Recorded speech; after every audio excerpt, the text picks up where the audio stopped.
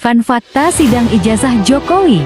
Sidang perkara ijazah Presiden ke-7 RI Joko Widodo yang digelar di BN Surakarta resmi ditunda, bukan karena saksi absen, bukan karena hakim sakit, tapi karena nomor surat di berkas bukti salah. Kesalahan administratif kecil, tapi dampaknya besar. Sidang harus ditunda. Majelis hakim langsung mengumumkan penundaan di ruang sidang.